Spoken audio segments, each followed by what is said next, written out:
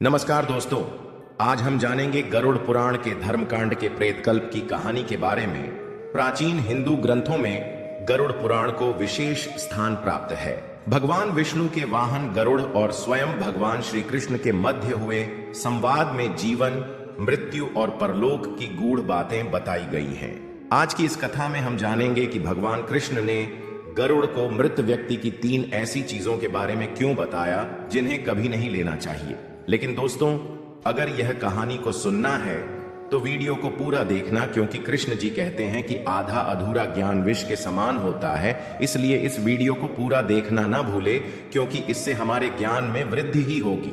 तो शुरू करते हैं। भगवान श्री कृष्ण जी ने गरुड़ जी को बताई हुई यह ज्ञानवर्धक कहानी की बुद्धिमान व्यक्ति को कौन सी 3 चीज मृत व्यक्ति की नहीं लेनी चाहिए।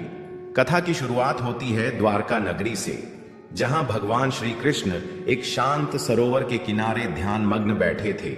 तभी आकाश मार्ग से गरुड़ जी वहां पहुंचे और प्रभु के चरणों में प्रणाम किया।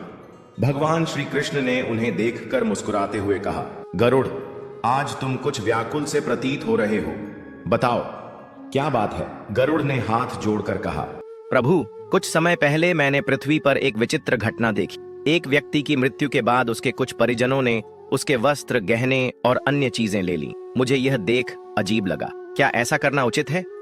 कृपया मुझे इस विषय में ज्ञान दीजिए। भगवान श्री कृष्ण गंभीर स्वर में बोले, गरुड़, तुम्हारा प्रश्न बहुत महत्वपूर्ण है।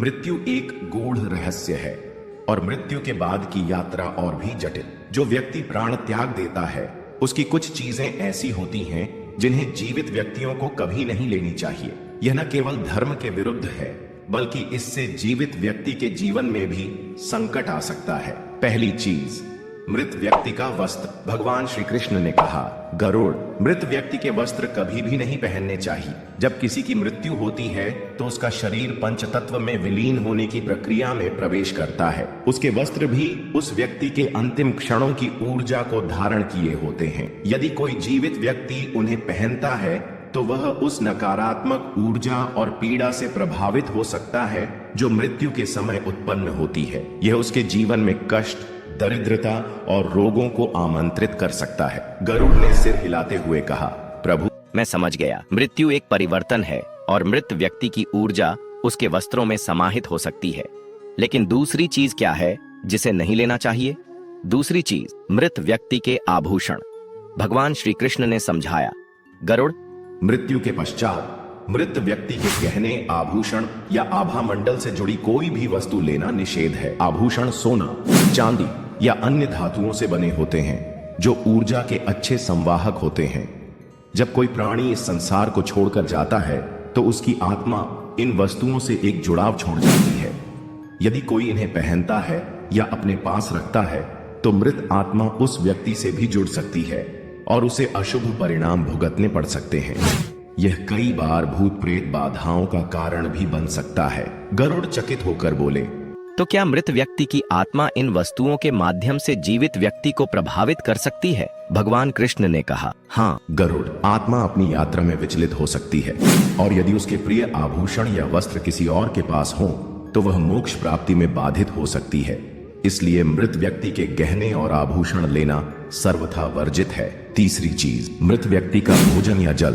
भगवान श्री कृष्ण ने कहा, गरुड़, तीसरी और अत्यंत महत्वपूर्ण बात यह है कि मृत व्यक्ति के लिए बनाए गए भोजन या जल को कभी नहीं लेना चाहिए। जब मृत्यु होती है तो आत्मा के लिए विशेष पूजा, तर्पण और पिंडदान किया जाता है। इस दौरान जो भोजन और जल अर्पित किया जाता है वह मृत आत्मा के तृप्ति के लिए होता है। यदि कोई जीवित व्यक्ति इसे लेता है तो वह मृत आत्मा की शांति में बाधा डालता है और स्वयं के जीवन में दुर्भाग्य को आमंत्रित करता है। इससे व्यक्ति के जीवन में मानसिक अशांति, आर्थिक संकट और असमय मृत्यु का भय उत्पन्न हो सकता है। गरुड़ ने गहरी सांस लेते हुए कहा, प्रभु, आपके इन उपदेशों ने मेरी जिज्ञासा का समाधान किया। अब मैं समझ गया कि मृत्यु के बाद भी कुछ मर्यादाओं का पालन क्यों आवश्यक है। भगवान कृष्ण ने मुस्कुराते हुए कहा, गरुड़, जीवन और मृत्यु के बीच संतुलन बनाए रखना ही धर्म है। मृत्यु के उपरांत मृत आत्मा की शांति और जीवित व्यक्ति की सुरक्षा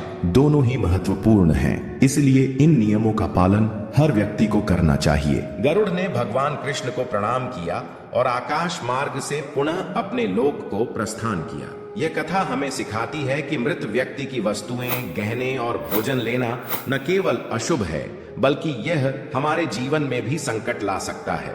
गरुड़ पुराण की इन शिक्षाओं को समझकर हम अपने जीवन में शांति और संतुलन बनाए रख सकते हैं। ध्यान दें, यह कहानी गरुड़ पुराण की शिक्षाओं पर आधारित है और इसका उद्देश्य ज्ञानवर्धन है। यदि आपको यह कहानी पसंद आई हो तो इसे लाइक करें, शेयर करें और हमारे चैनल को सब्सक्राइब करें ताकि आप ऐसी ही और भी रोचक कथाएं सुन सकें। धन्यवाद।